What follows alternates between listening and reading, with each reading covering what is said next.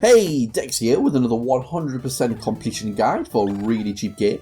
This is the Cave Bad game, and this game is literally going to take you about 20 minutes tops to get this 100G. So the game itself is a 2D dungeon exploring game with randomly generated layouts, so each time you play it will be slightly different. The game itself, you have two weapons which you can use, the first of which is a bomb, which, to be honest, I have found almost entirely useless to use. The reason being is you can place it down and it takes a couple of seconds to explode, and then it'll destroy everything in its radius, or at least do damage to it, and that damage includes doing it on yourself. So to be honest, I just found it useless. What I like to use was your melee weapon, which you start off with a pickaxe, but that can be upgraded and sometimes have a different weapon or stronger pickaxes depending on your luck on the game. So the game itself plays out by having 4 different types of rooms you can go around. The first type of room is the most common, it's just a room of enemies. You have to clear these enemies out before you're able to move on to the next room. The next type of room that you have is a shop, so every time you kill an enemy, they drop a coin that you can pick up. You can then use that coin to spend in the shop on whatever you want, whether that be in health, whether that be armor, or whether that be an upgrade to the items that you have. Those items in the shop will be randomly generated each time, so it's not like you can really plan for what you want to get. Just go around taking out all the enemies, picking up coins, which will also help towards the achievement as well when I get onto the achievement parts. The room type 3 is the chest room. You'll know if you're in this room because you'll just be in a room with a big golden chest. To activate the chest, you just walk onto it and it will drop an upgrade for you to collect, so you can just go over it and you'll pick up that upgrade. That's definitely the best type of room. And finally, room 4, the final type, is the boss room. Well, the boss room, you don't have to take on the boss straight away. You'll know this type of room because it'll have a graveyard in the middle. You can leave that room whenever you want, or you can start the boss fight by hitting the graveyard.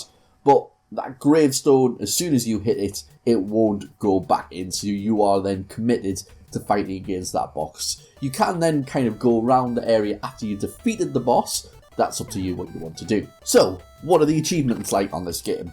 Well, there's 5 categories of achievements in total. You've got the destroying blocks achievements, you've got the kill enemies achievements, you've got collect coins achievements, you've got the kill boss achievements, and you've got score achievements. And all of these different categories have different tiers, and they're all accumulative. So example, destroying blocks requires you to destroy 6 for the first achievement, 60 for the second, and 250 for the third.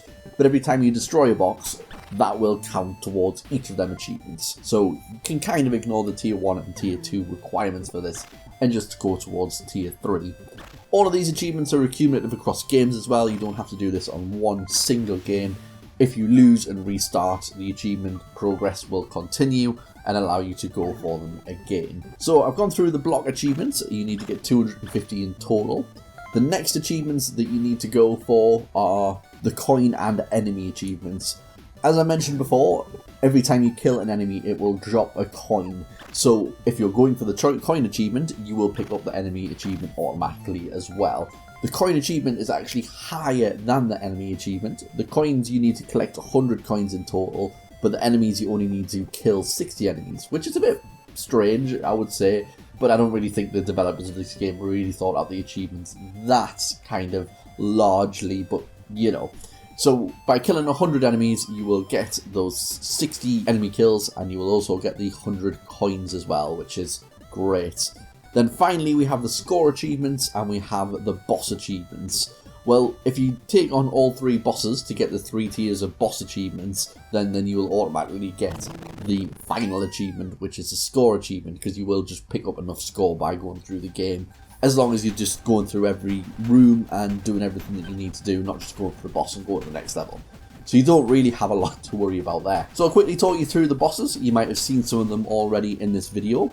The floor 1 boss, the Bulldog. This boss is just going to follow you around in a circle. So just run around in a clockwise or counterclockwise direction, depending on what you want to do. You don't have to worry about it too much. Just every now and again, turn around and then start mashing your melee weapon. I wouldn't use the bombs at all because, like I said before, I just found them counterintuitive. You end up blowing yourself up and causing yourself damage. It's much easier if you just run in a circle, turn around, and then mash the melee button.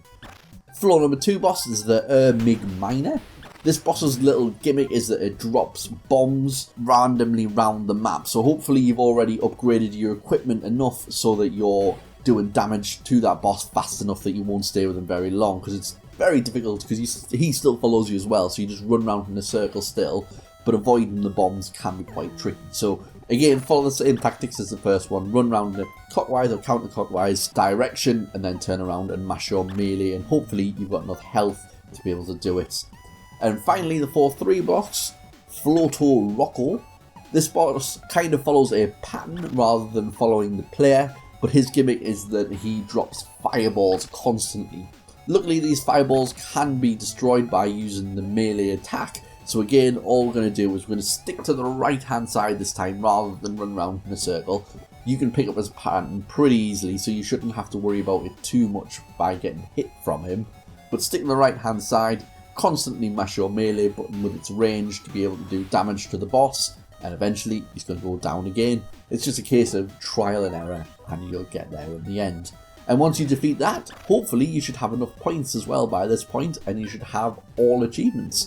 If not, it's pretty easy enough to mop up the achievements, even if you have to restart and kind of kill a couple more enemies, or destroy a few more blocks. Just restart the game and carry on from where you were. The bosses will always stay the same, it's just the rooms that will change. So that should be it. I hope this guide helped out for you. If it did, please hit that like button, click subscribe for more daily guides, and I'll see you in the next video.